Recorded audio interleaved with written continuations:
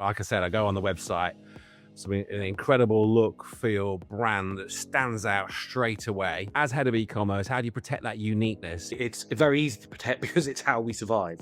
For us, it is imperative that we stand out because in essence, that's how we end up reaching more people. Obviously, you're a big fan of email. It's just core to everything. What we used was successful campaign emails that we knew had already worked. And we saw a lovely increase on our revenue by the end of the year and subsequent year. The most overrated e-commerce trend right now, in 3 words or less. AI, I would say, is the most overrated. Yeah. Doesn't mean it's bad. So advertising has been around. Technology is the thing that's changed. The one thing that hasn't changed is who the marketing is going to, and that's the customer. And so if you're not spending more time thinking about them, but actually spending your time thinking about what channel to put your next ad on, then I think maybe you're missing a key part of your marketing strategy, which is the customer.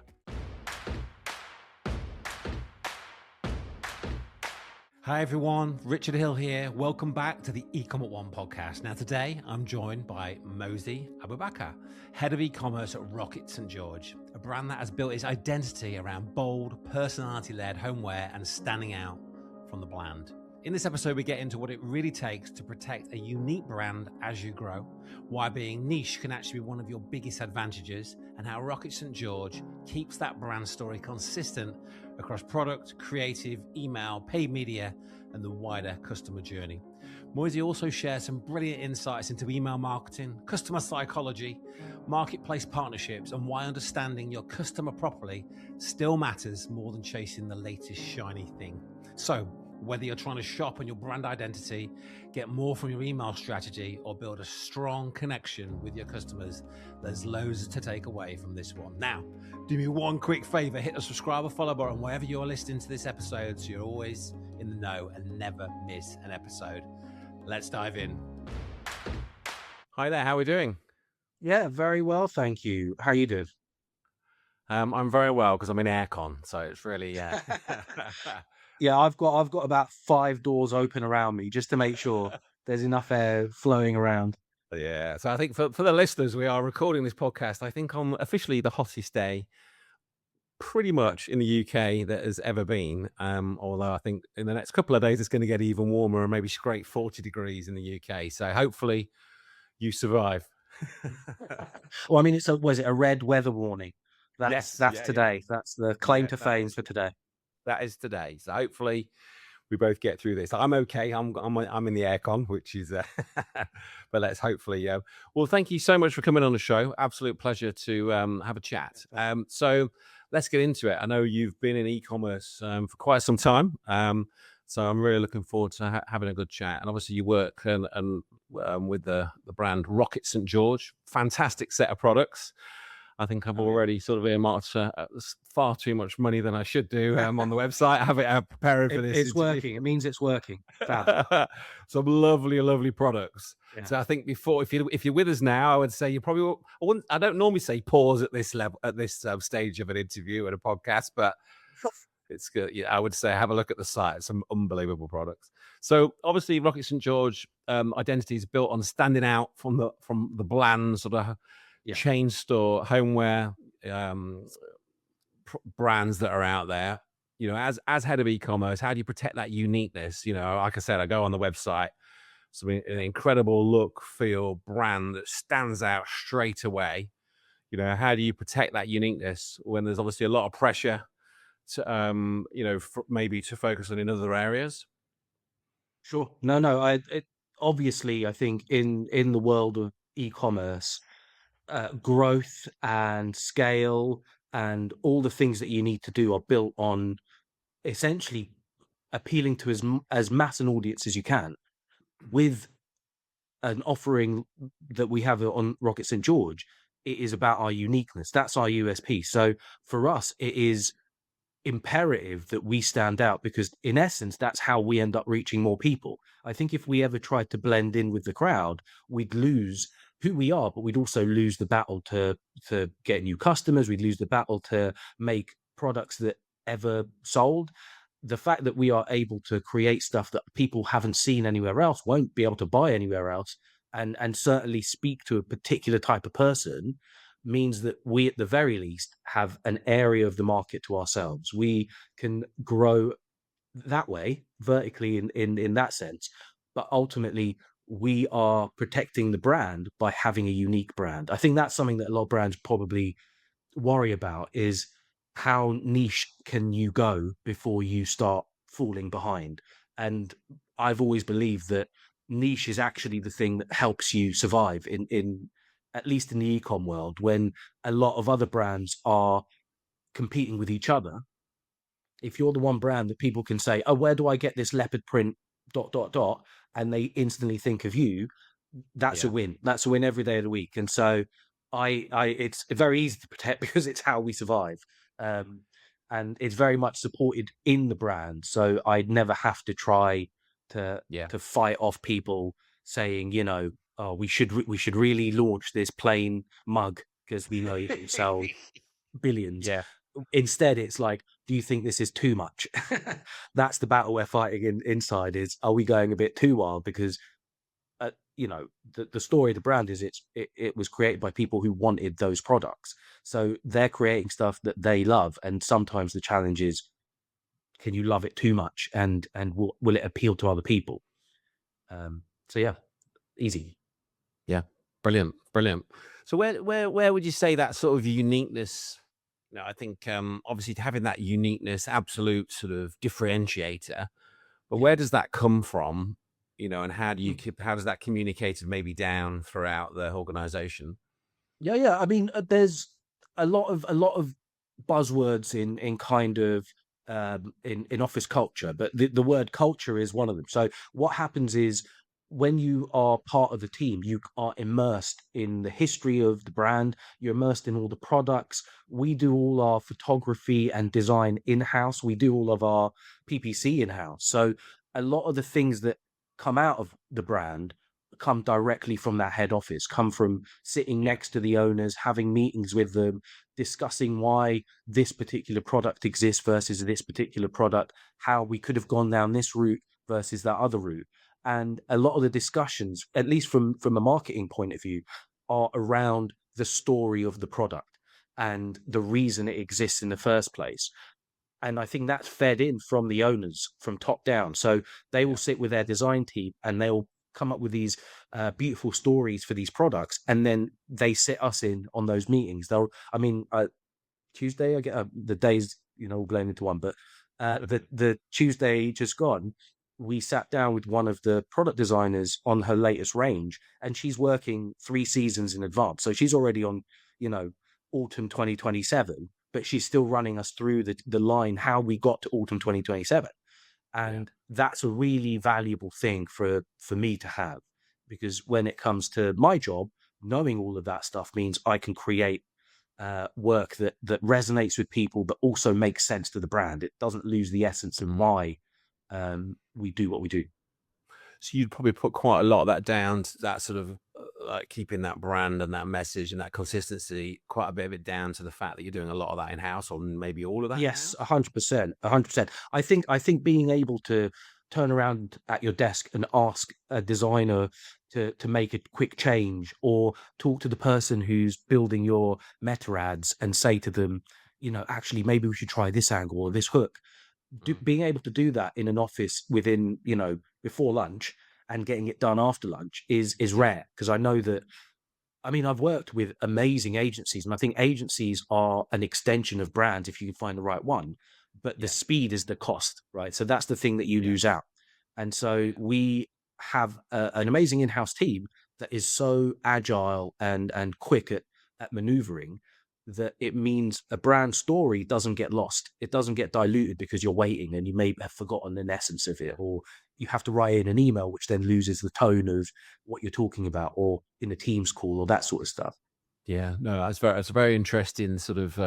So maybe just give us a feel for the size of the organisation for the listeners, because I think a lot of listeners may be thinking, okay, you obviously got a fantastic brand, from the outside looking in, and you've got a group or a team of marketers that are sort of taking, the creative side and the marketing as a whole. But then there is this sort of balance between having enough skill, passion internally in the organization, in the brand, but then having that knowledge maybe around the platforms and the changes. Say you reference Meta there, obviously it's so much change happening, in the Yeah. platforms around AI. Sorry, I've said Yeah, it, but exactly. we got 10 minutes in without mentioning the I was um hoping to go further, but yeah. so it's like, how do you balance that sort of, I Yeah. guess the knowledge gaps maybe. No, but which is that's exactly it. I think I've worked in previous places where a lot of the work was outsourced. So whether it is the PPC stuff, the SEO stuff, the design stuff, and it was a fairly small team that managed that. Yeah, This is I think a fairly small team still, but it is everyone has a channel. And whilst yeah, that is quite a risk because you're putting quite a lot of your eggs in one basket, so to speak, by yeah, doing that, what you have is consistency, and you build a consistent thread of what that channel sounds like, looks like, feels like. But it also means someone can understand the changes that have happened within it. Historically, we've seen, like you've mentioned, it's not just Meta. Every version of every channel has suffered immense change, and it isn't just post COVID. It's been in the last year, and it isn't all just AI either. It could yeah, be down to um, just the way you use that platform. Email is a great example of new things are being added all the time, and people don't understand whether they need to use it or not. But what they do understand is what's worked for them, and perhaps what could on their roadmap work for them in the future. Within our team, at least in my marketing team, every person owns a channel, and within that, they have people supporting. And so what you get is very dedicated people because you've given someone an ownership, but you also get that knowledge gap slowly being filled because you can't, no one yeah, can be expected to be an expert overnight, but it is yeah. I'm incredibly proud of the team. I think everyone is very good at what they do, which makes my job immensely easy. But it also means that when changes happen, there isn't that fear. I think what we've found in the past with agencies is they will understand the change.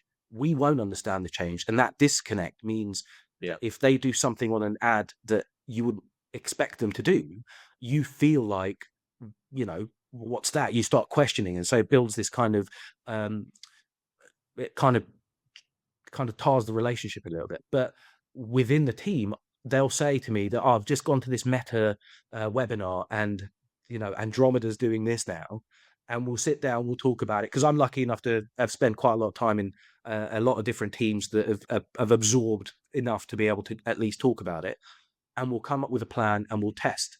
And because I'm the one that's able to sign off those tests, I feel very confident in Yeah. understanding that most of them are going to fail.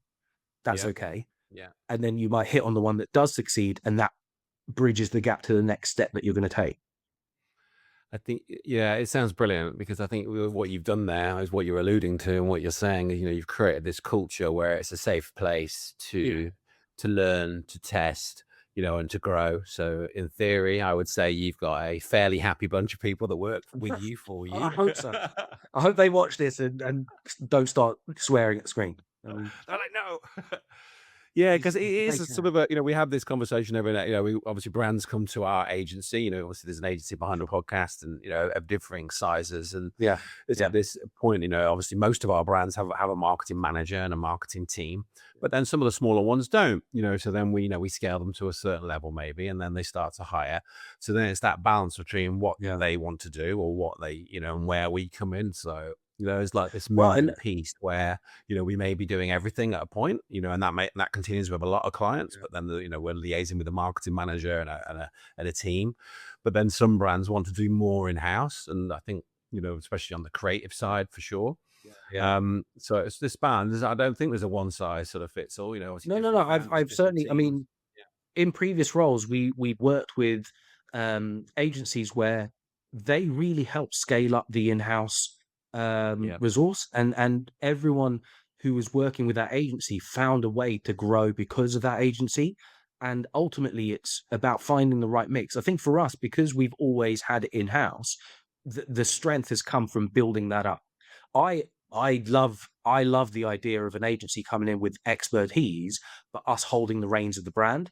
And I think that requires a Yeah. lot of um, kind of historical knowledge of what the brand is about. You need to kind of have Yeah. a fairly strong understanding of what you're asking of an agency, because vice versa, it can be quite unfair to an agency if you expect them to kind of read your mind and Yeah. understand Yeah. everything from the ground up, having only kind of just known you via Teams calls. Like, Yeah. that's a particularly tough existence. But I think a lot of brands do expect quite a lot from agencies because they pay them. So they think, oh, for this money, I should be getting X, Y, Z. But if you look at it as an extension of your team, you wouldn't do that with an employee. You wouldn't do that with your Yeah. a direct report. You wouldn't Yeah. go, I expect you to be as good as me, or to learn Yeah. all of this in a week. Yeah. It's a great point, and obviously having an incredible or a thorough onboarding Yeah, understanding yeah, of yeah, the yeah, brand and vice versa, and I think that's a question we get asked. How much time is going to be required of us if we start working with you? And it's like, well, ideally quite a bit, but they probably yeah, some brands don't want to hear that because they're yeah, busy. yeah, So it's like trying to get a balance, because of course as an agency we want to understand, there might yeah, be 10 years of history and so forth, and and maybe the team we're speaking to maybe don't know quite a lot of the answers to the questions because they're new or things have changed, or sure. so it's trying to get a balance. But ultimately, yeah, you need a very strong understanding of that brand, strong onboarding when you're working with an agency. So, it's that as you're going to start off down the wrong track potentially and just not understand some of the nuances around, obviously there's all Yeah, for sorts of sure. nuances, whether that's, we don't say things like, specific brand things, which are quite Yeah, straightforward normally, seasonality, why there's some quirks around certain product sets, and, oh, we've got 100 grams worth of this in the warehouse, but we need to shift. Well, we wouldn't never yeah, know that if you did tell us, sort of thing. yeah, So exactly. yeah, yeah. Interesting. Yeah, it's a good conversation because it's something we talk about quite a lot in the agency. That sort of, Yeah, different, depending usually on not just on turnover, but ultimately, they get to a point where, right, we can look at hiring more senior people in their yeah, in their brand. Sorry. Then where does the agency fit? We do quite a lot of content around this because it's working together is the short version. yeah, yeah. I think it's key. I think it is the Yeah. only way to really have a proper successful relationship with any agency that kind of represents you. I think if they don't feel like an extension of you, then that's Yeah. not really helping you. Yeah. Yeah. And that's where the sort of long-term relationship comes in, isn't it? Which is Yeah, really what exactly, you want. exactly. Yeah. Okay. Um, so obviously my notes tell me, my researcher told me Yeah, that obviously you've worked in a few brands, and yeah. you've driven double-digit year-on-year growth at French bedrooms Oh, against quite a tricky forecast at the time.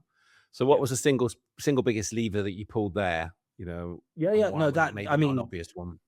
no, no, no. I mean, for people who don't know, Faith Bedroom luxury homeware brand focusing around bedrooms, like the name suggests.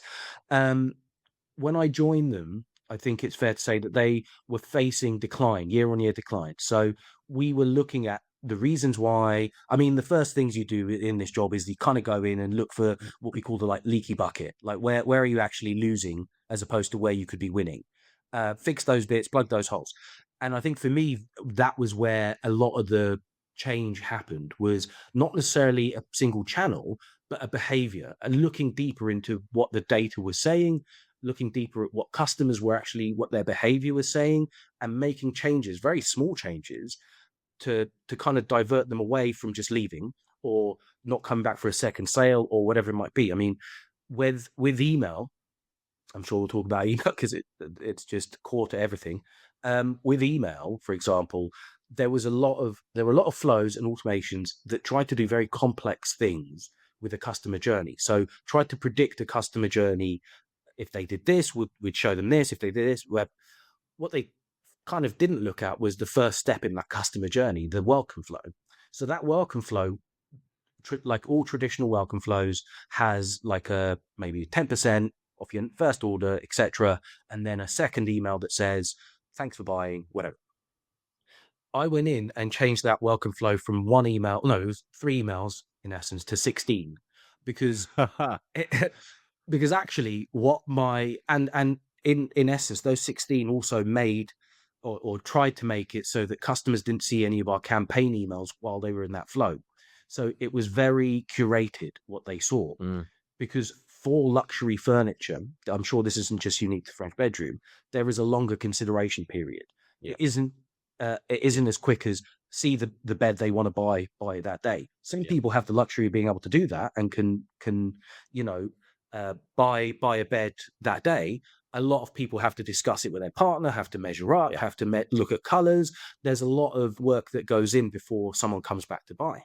In that time, they would have gotten welcome to French bedroom, and then thanks, here's our story, goodbye.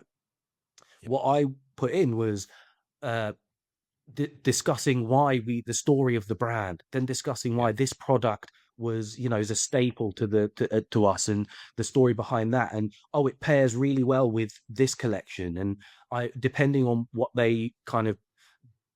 tags they triggered, they would fall Yeah. into, oh, here's our sale Yeah. categories you may be interested in, or here's our kind of newest collections, or whatever it might be. But they would journey through that with these bespoke emails. But the trick of it, the reason it was so quick, was we didn't create new emails for those 16. What we used was successful campaign emails that we knew had already worked. So Yeah. that was another thing, was a lot of Right. current creative gets used once, and that's it. Yeah. It's, oh, That's it did right. really well. See, you Yeah. wouldn't want to be here.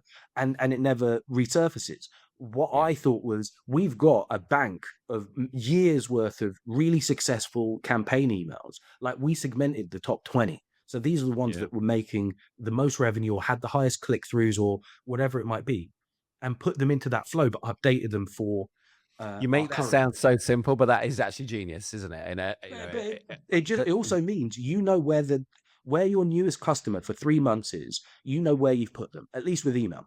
And yeah. so the messaging they're getting, what the expected behavior is. So if that behavior doesn't, if there's an email in that 16 that suddenly doesn't convert, swap it out. Like, it's so easy to track. But if you just send one or two and hope that does all your work, you're kind of missing the point of Yeah. what your brand messaging should look like, in my opinion. Yeah. No, I think I would say rewind is Yeah, the last 3 minutes, because I think just that simple yeah, I think going from maybe that typical 1, 2, 3, 4 welcome email yeah. sequence to you had 16 there, but Which then could be straight too away. much. It could be Yeah. overkill. But Yeah, but of my course. my my view was, if you don't test where the limit Yeah. is with Yeah. stuff that already works, a Yeah. lot of new campaign emails are untested, so you don't know if they're going to hit. Yeah. These ones were proven. So to me, it felt like a safer bet to test with those. And yeah, 16, depending on who your brand is, and we had a long enough consideration period that felt okay. Yeah. But potentially, if you're selling products that convert within a week, you don't need that many. And Yeah. ultimately, if you also look at, so you look at that and you go, oh, that makes a lot of sense. That works really well. Do that for all your other channels. All your other channels will have a version of that. Oh, that makes a bit of sense if we do that. That ultimately you're fixing stuff without having to do too much extra work. Yeah. And luckily it worked, and we saw a lovely increase on our revenue by the end of the year, and subsequent year. But ultimately, it comes from trying to understand, put yourself on the other side of that fence. Look at it from a customer's point of view. If I was that customer, what am I actually getting from you on a day? And is it Yeah. what you want? Are some going to be competing? Are some going to be conflicting? Yeah. And ultimately, Yeah. that kind of helped us at least get through that patch. Yeah, I think, yeah, brilliant. I think the listeners have definitely got a big takeaway there. I'm sure they can go and implement. So, yeah, brilliant. Obviously, you're a big fan of email. I don't need to ask you Yes, yes, that. very much. But obviously, you've touched on, what worked, then, and Sure. obviously, I'm sure it's a similar story now with the French bedrooms. But, maybe step the listeners through sort of some of the high performing email sort of strategies that you use now. Sure. I think they're going to seem obvious to a lot of people. So if we just skip past the kind of welcome flow, Yeah. abandoned flows, the abandoned checkout, that sort of stuff, they're all ones you're expected to do. Whatever email platform you're using, they're going to be the default templates they give you. Great. what I found, and this is going to sound slightly counterintuitive, is less is more. So we were sending 5 emails when I started, campaign emails. I think there is an oversaturation of messaging when you're doing that. You're not giving people enough time to digest what you actually want. I know there is a fight for the inbox and you want to make sure you stay relevant, but you also don't want to be annoying. Yeah. And one of the strategies I implemented was testing sending fewer emails, but on key days and at key moments, and then segmenting them to different key interests. And that saw saw campaigns rise. That did really well for campaigns, and now it's the norm for us. So what I think is a potentially really key strategy is trying to ask yourself on a single day, what is the most amount of emails one customer is going to get from you? And that includes flows, that includes campaign ones on your major send day, whether it's a Friday or a Saturday, newsletter day, whatever it might be. Yeah. What is going to be the highest potential they're going to get? When I looked at that, there was a day that a customer could potentially get 5 emails from us back to back to back to back. And so to me, that's a problem for attribution. Who gets the sale if there is a sale? Yeah. B, who is actually making enough of an impact at that point? Where does the impact start and stop? And C, ultimately, I think that's going to lead to more unsubscribes, and it's going to lead to people losing interest in who you are and seeing you as a mass kind of brand and not really what you want to be seen as. So look at volume. That's a key strategy. Yeah. And then within messaging, try and understand what it is that you're trying to say. So it seems obvious, but I mean, in terms of you have, say, 100,000 email subscribers.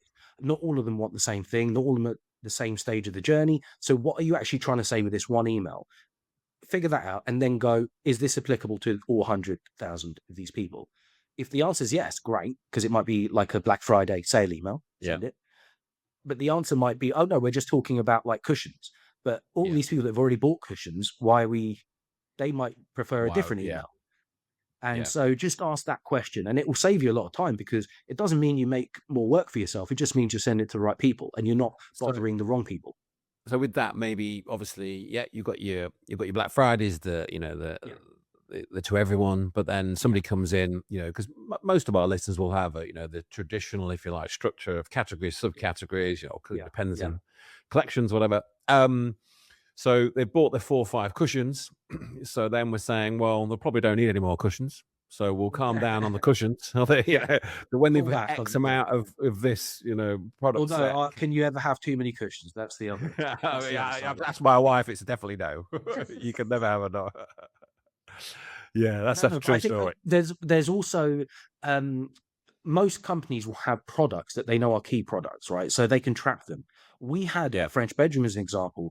We have you can get a wood sample of the bed. So we knew that people who bought that wood sample were slightly closer to converting. So they would get a completely different email flow based on that behavior. A customer will tell you what they're doing, and there is enough data, first party data, that you can use to identify where their next potential step could be. And you could either give them a nudge that way, or you could suggest it to them. There's a lot that you could do with the data that you have. And I think with email, it is overwhelming. I can understand that for a lot of people. You are asking a lot of this one channel, messaging wise, but you are also realizing, I think, hopefully, that it is the closest one to connect to a customer. It's one of the few that actually reaches a customer in a place that they have control over. Whereas all the other channels, paid, etc., it's kind of thrust upon them. They haven't signed up to get your meta ad, but they might get your meta ad. They haven't signed up to get your Google ad, but they might get your Google ad. And so you are closer to their desired behavior already. Just treat them with that kind of level of understanding that you would if you were the customer. Look at your own behavior. What emails do you instantly just delete? Don't be one of those. 5 from the same brand in one morning is probably one of those. It's brands. Intense. Some great ideas there, Moise. Thank you for that. I'm trying to think on. I'm intrigued. Like, obviously, you're a big fan of email, so maybe talk to our listeners about maybe that sort of the team that you have there that do the whole email CRM piece? Do you have you obviously got the strategy, the sort of technical side of the platform, and maybe talk a bit about the platform that you use, We're on creative and Klaviyo. so forth. We're on Yeah. Klaviyo, and like I said, we've got our in-house team. We've got an in-house creative team as well, so Yeah. photography team and studio, as well as a designer. And the way it works is we come up with ideas together. We have an amazing person who also does our PR, and she does the content and idea planning for the Yeah. emails. And then we have a designer who can make them, and that designer is so quick. She's making like 3 or 4 emails a day. That it's Right. so Yeah. she's speedy, but it all relies on having the right content, having the right understanding of what products are coming up. So we are very close with the product team, with the design team. We're very close with the photography team, so we know what shots we can get. We can ask for certain shots. We know Yeah. what shots are coming up and what ones have worked really well. We know seasonality, so we talk to our merch team and kind of understand. Oh, okay, we should be moving this product range, or we should be looking at highlighting Yeah. this product range. So we do that. So it is very collaborative, but ultimately it sits around the reason the person who does our PR does it is because they understand the brand like in and out. So Yeah. the language they use, the products that they pick are all tailored around who our customer is and what Yeah. we know from their behavior they like and what they like together. And so our campaign emails very much feed that. And then our flow emails use the behavior to then give them a little bit more if needed. And ultimately they work not to get in each other's way, but to support each other. Yeah. Brilliant. That's like one hell of a setup you've got there, amazing. Very, very, Very very lucky. I'm interesting. very lucky. I'm not Yeah. complaining one bit. Yeah. Very, very lucky. Yeah. Yeah. So you've worked across a few different verticals, if you like: fair trade, gifting, high-end products, luxury furniture, and so forth. What would you say are some of the sort of transferable skills around sort of CRM retention programs that generally work across maybe a lot of them? Yeah. I think like for me, it's easy to understand that like I don't know. The thing I'm most interested in is human psychology, right? It's why people do what they do, and I think depending, it doesn't really matter what vertical you're in, but it does depend on what your message is. You need to understand what the customer actually wants, who that customer is. I think I'm very passionate about in the belief that if you understand your customer inside out, nothing you say to them will land badly, right? So you can Yeah. test quite a lot if you understand who the customer is and if you understand what they're after. Mhm. And whether it's fair trade, you can Yeah. instantly understand what that customer is actually looking for. Whether it's luxury furniture, again, you can kind of figure out what the appeal might be there. Whether it's what at Rockett St George, it's all about quirky, personality-led homeware. So it's designing a home that kind of speaks to your personality. Instantly, if I ask you to kind of picture someone who that could fit, you would. So when you're building out any kind of marketing, if you're not picturing that person in your head and as if you're saying the marketing to them directly, and if you're not picturing what that reaction might look like, then maybe you're not doing it in the way that you should be, Yeah. in my humble opinion. But I remember watching this marketer called Dave Trott. I don't know if you've heard of Dave Trott. He's kind of a he used to be like a big marketing guy. And he was giving the keynote speech at Brighton SEO pre-COVID, and he was talking about how, the very first adverts were in Pompeii. They were on a wall in Pompeii saying "market that way," and so advertising has been around. Technology is the thing that's changed. The one thing that hasn't Yeah. changed is who the Yeah. marketing is going to, and that's the customer. And so if you're not spending more time thinking about them, but actually spending your time thinking about what channel to put your next ad on, Yeah. then I think maybe you're missing a key part of your marketing strategy, which is, you know, the customer. So I think Brilliant. all of those different industries, whilst have their own unique selling points, have their own unique stories to tell, and different products, they all still have to land with the right customer. Yeah. Well, thank you for that. That really resonates. I think people get too wrapped up in the probably latest and greatest technology and so Yeah. forth. And The reality next is shiny thing. Yeah. the messaging, the understanding, and so forth. Right, we're gonna have a change of direction. I'm gonna Oh, okay. hit you with some quick fire questions. Hit You've me. got I'll try and five be quick fire seconds in my or answer. less. 5 seconds or Okay. less. Okay. You ready? Yeah. So, email marketing or paid social, which would you keep if you only could have one? Email marketing. I thought I knew the answer Unsurprisingly. to Yeah. that. Shopify or Magento for a brand scaling from 3 to 10 million. Which one wins? Shopify all day. I've done both, and Magento is just a whirlwind of pain. Don't Okay. do it. One word for the biggest mistake e-commerce brands make with their brand identity. They dilute it. I think Dilution. dilution. D2C That's the direct word. website or marketplace channel, which scales a homeware brand faster in 2026? Ooh, tough one. I'll land on D2C marketplace. No, D2C brand. Because Yeah. as good as marketplaces can be, and I think Yeah. there are some amazing ones to be on, um, it's tough. And is that more because you've got the control on the website more so? Exactly. And you can pivot faster, and Yeah. you're not kind of beholden to a number of different restrictions when it comes to marketplaces. Brilliant. And then last one, the most overrated e-commerce trend right now in 3 words or less. Uh, AI. 2 letters. AI. Yeah, I'll stick with it. But yeah, we can expand on that. But yeah, AI, I would say, Yeah. is the most overrated. Yeah. Doesn't mean it's bad. Yeah.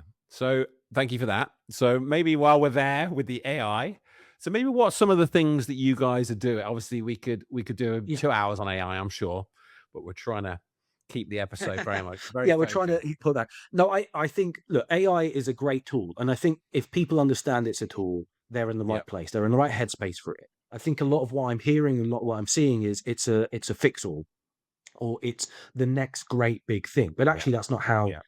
marketing has ever worked. There is no next great big thing.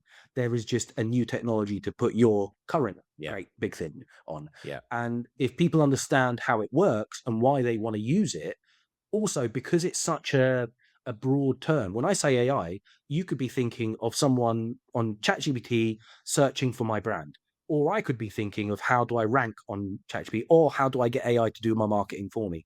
There's a million things that you could do with it, and I think because of that, if you're not nailing down what you want from it and what you want it to do for you, then potentially you're just treating it like it is this, unseen God that's going to fix all your problems. Actually, it's a great tool and we Yeah. use it as such. I think it is, it would be the same as when Photoshop came around. I'm sure, hopefully you can't tell, but I'm old enough to remember when every image that you saw that looked slightly too good, people were like photoshopped it. And it's that kind of, uh, it's become a way to describe things that are actually just normal marketing things. Yeah. And if you were to put that same effort into a different channel, you'd get equally great results. Obviously, it's growing and it will be part of the future to come. But at the moment, you need to focus on everything else as well. And we use AI internally a lot, but in a lot of helping us to make decisions that don't become the answer, right? So they are good for ideation. It's really great for helping us with kind of strategy setting. So on email, for example, the AI time that you can pick, so it knows when the best time to send an email to a customer for a campaign. Great. And surprisingly, it's predictable, like a predictive metrics on when the next potential order from a customer will come. That's also pretty good. It's not 100%, but it's actually quite impressive. So there are tools in there that do really well. But if I had to run an entire team on just AI, it would not be anywhere Yeah. as good as it is currently. And that's why I think it's overrated. I think a lot of people believe you can. And I Yeah. think a lot of people see AI as being something that is both scary or this amazing thing. I think currently it's actually just a bit stupid. We're getting the stupid version, and we're quite far away from the really smart version.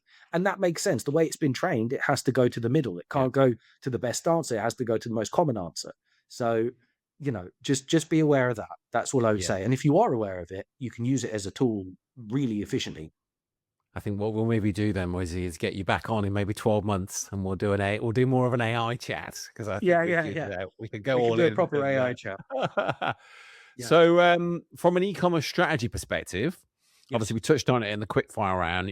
What does a brand benefit from a wholesale or a marketplace move, and when does it cannibalize the sort of D2C brand that you maybe spent, Yeah. 10 years building? Well, I mean, we've got, again, for people who don't know, Rockett St George, we've got an amazing partnership with Next. So we are on the Next website, which for us is really great because our reach has expanded to so many more people. Next are also amazing in their logistics setup. So they can reach further than we can physically, as well as on the internet. They are massively supportive. So if you can find a relationship like that, that's fantastic, because it means you don't have to dull your brand for the marketplace. You don't have to sell the kind of the PG version of who you are on a marketplace. What it does mean is we can go further with our product offering, because they do, for example, fashion. So we've got a fashion range on there. They do obviously all these different things that we are now able to design for and almost use as a testing ground sometimes. Like we can see what's going to do really well for us because they have such a mass appeal. Yeah. We can also find ways to really be interesting, because again, being on a marketplace forces you to ask questions about your brand.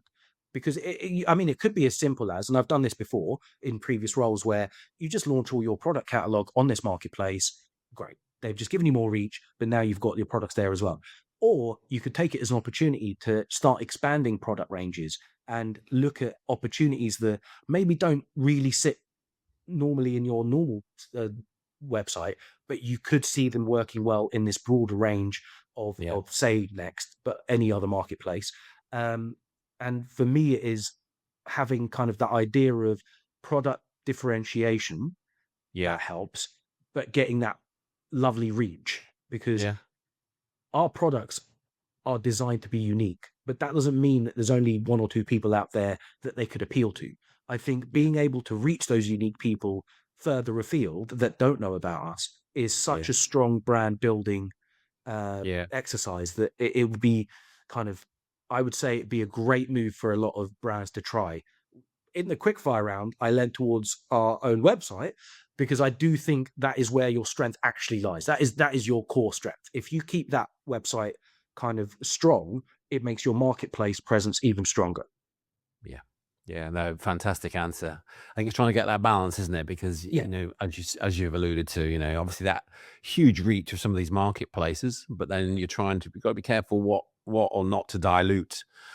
But then you're also potentially using it to test, some products that are maybe slightly, it depends on the brand, but slightly different or slightly off brand, but just a bit more of but just slightly different or an extension of an existing range, and trying to see how that could look and what could come of that. Because again, Next are such an amazing partner, because they give us the freedom to do that, but they also support in the kind of logistics of it. So because they've got such amazing experience, if we've never built a particular type of product before, we can ask them and say, is this even feasible? Is this something that we could even do? And they'll go yes or no. But it's that going back to that, when you have a partner, they become an extension of you, but they bring the expertise in. And so that is a massive benefit if you can find a marketplace that can do that. Obviously, there are marketplaces where their sole function is to just stock your products, you sell your products. That can be a great revenue stream. It just can't be your major revenue stream, because ultimately it is diluted from the start, because you're against every other. It's like a mini internet in itself. Yeah. You've got no real control, have you? Is the way I see it. Honestly, things can change that you don't have a control of, potentially, where Exactly. So brilliant. Well, it's been an absolute pleasure, Moise. Last couple of questions. Sure. I feel like we could. I feel like I've rushed you along here. We should have done a super. Keep talking for hours, I'm sure. although in this heat, I do feel like I'm just going to go to like a Yeah, nice you're guy's doing well. wharf You're or doing something. well. So Going to plunge into something. Yeah. yeah, get in the cold shower in 5 minutes. Yeah. So Yeah. future Exactly. predictions. So we're sat here maybe in 3 years, and you may be talking about maybe some channel strategies that work today that maybe are not working in 3 years. But then in the same respect, maybe there's some Mm. underrated channels right now or strategies that you think will be Yeah. going strong. What's your take on sort of future predictions? I think so. The McKinsey group, McKinsey and Company, came out like a couple of years ago, last year, saying that the big idea of the 2020s was community marketing. And it was all around the idea that you've moved past personalization now, and now people want community building. They want to feel like they're part of something. So I actually think that is where it's going to continue to grow. I mean, it's no surprise to me that we are seeing different channels that you wouldn't expect grow in a way that you wouldn't expect. I mean, people like Vinted are massive, and I think that is Yeah, obviously the appeal is sustainability yeah, and cheaper stuff, but there is a community behind it. I mean, it again, Reddit has become the go-to citation place for Google, not by accident. And I think it is because people are craving a sense of community. And that community could be in many different forms. It could be, a football forum, sure, if that's the community you want, or it could be other people who like this homeware style, like leopard print lovers, could be a community as well. And I think if you are serious about your brand identity, if you're serious about the message that you want to put across, community is where you're going to do it. What that community looks like, I think, is going to have various different forms. But I think that is the area of kind of AI that is going to try and reach, but it might not be able to because it demands a humanized central core to it. And I think that is maybe why it might grow further than people expect. Because I'm not an AI skeptic, by the way. I want to put that out there, yeah, but I yeah, do think there are people who are, and they are going to have counter um, behaviors to AI, and community fulfills that. But I also think just naturally people are craving talking to a brand or discussing their favorite thing with their people, you know? yeah. That's brilliant. Yeah, I agree completely. I Yeah. think Okay. having those places where you can have sort of genuine connection Yeah. around the interest of the products, the like you say, leopard print example. Yeah, brilliant. Well, I like to finish every episode, Mosey, with a book recommendation. Do you have a book to recommend to our listeners? Yeah. So I was racking my brains because I thought, should I do one that's like, marketing heavy, or, Jane and Lucy, the founders of Rockett St George, have written a book. Look that up. It's a great book. It will make your home look so much better. Um, but I thought, actually, no. In our current climate, there's a lot going on. A bit of fun. I'll go for a bit of a nice fun fiction. I'm a bit of a kind of sci-fi fantasy nerd, and there's an British author called Robert Rankin that I absolutely love, and he's got a book called The Hollow Chocolate Bunnies of the Apocalypse that I think is one of the greatest books ever written. I'm sad it's not taught in Wow, that is schools. a claim to fame. Um, That is, yeah, but it is. I love it. I think it's a really fun read. I think we're too deep in the age of everything is quite serious. So if you can find something fun and easy, I think go for it and enjoy it. And for me, this is a very fun, easy read. yeah. Um, and if you like, kind of imagine Toy Story if it was a hard boiled detective story. I'm, That's my sell. I'm ordering that. As simple as that. Yeah, yeah. Yeah, bit It's a of great book. bit of escapism from yeah, Yeah, brilliant. exactly. Well, thank Yeah, you, Mosey. It's been a brilliant, brilliant episode. I feel that we should have carried on and oh, kept next going for time. sure. I really appreciate your time. That was a brilliant No, you too. episode. Thank you. Thanks for For having those me who on. want to find out more about Rockett St George, more about yourself, what's the best way to do that? Yeah, rocketstgeorge.co.uk. Yeah, Maybe if you follow our Instagram, we're doing some very yeah, interesting stuff on our Instagram, where we're kind of experimenting with our lovely brand messaging. And then for myself, yeah, Moise Abubakr on LinkedIn. I'm yeah, sure you can find me yeah, there. yeah. We'll link it all up in the show notes. Well, thank you so much for coming on the show. No, brilliant. Thank you for having me. It's been fun. Cheers. Thank you. If you enjoyed this episode, hit the subscribe or follow button wherever you are listening to this podcast, so you're always the first to know when a new episode is released. Have a fantastic day, and I'll see you on the next one.